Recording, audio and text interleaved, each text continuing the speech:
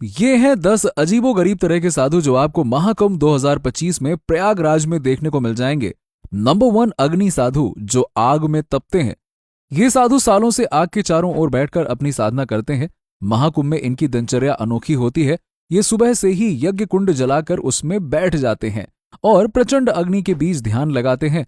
ये साधना इन्हें असहनीय गर्मी सहने की क्षमता और आत्मशक्ति प्रदान करती है। महाकुंभ में ये साधु आग के बीच बैठकर प्रवचन देते हैं और बताते हैं कि ये साधना उनके अंदर के क्रोध और अज्ञान को जलाने का प्रतीक है। नंबर 2, भस्म साधु जो राख का लेप लगाते हैं। भस्म साधु अपने शरीर पर केवल राख का लेप लगाकर रहते हैं। वो मानते हैं कि ये उन्हें सांसारिक मोह माया से दूर रखता है।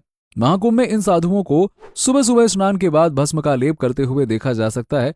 उनकी रहस्यमय साधना और निर्भीक व्यक्तित्व लोगों को आकर्षित करता है। भस्म साधु कहते हैं कि राख मृत्यु और नश्वरता का प्रतीक है, जिससे वो हमेशा जुड़े रहना चाहते हैं। नंबर 3, जटा वाले योगी। इन साधुओं की पहचान उनकी लंबी और उलझी हुई जटाओं से होती है। महाकुंभ में ये साधु अपनी जटाओं की लंबाई और उसमें छिपे रहस्यों के कारण चर्चा का विषय बने रहते हैं।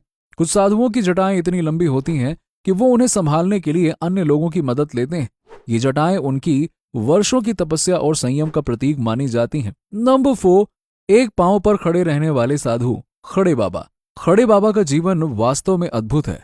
ये साधु सालों से केवल एक पैर पर खड़े होकर तपस्या कर रहे हैं। इनका मानना है कि इस साधना से वो भगवान से निकटता महसूस करते हैं।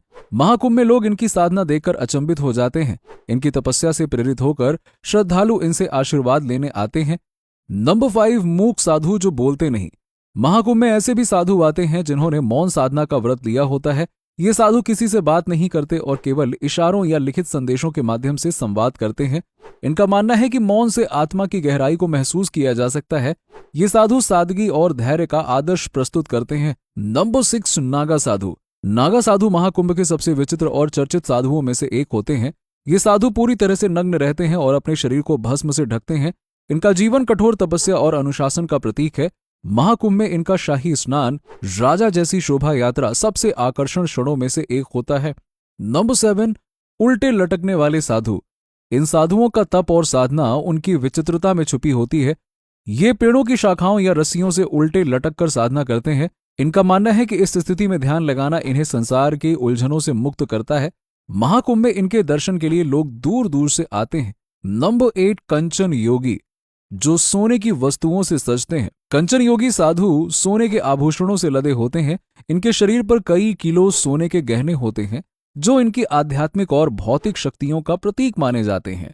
महाकुंभ में ये साधु अपनी विलक्षणता और आकर्षक व्यक्तित्व के कारण चर्चा में रहते हैं। नंबर 9, अघोरी बाबा। अघोरी बाबा का जीवन और साधना हमेशा रहस्य और विवादों से घिरा रहता है। ये साधु श्मशान भूमि में रहकर तपस्या करते हैं और मृत्यु को जीवन का अंतिम सत्य मानते हैं। महाकुंभ में इनकी साधना और जीवन शैली को लेकर कई श्रद्धालु प्रश्न करते हैं। नंबर 10, योगिनी साध्वी, अद्भुत महिला साधु।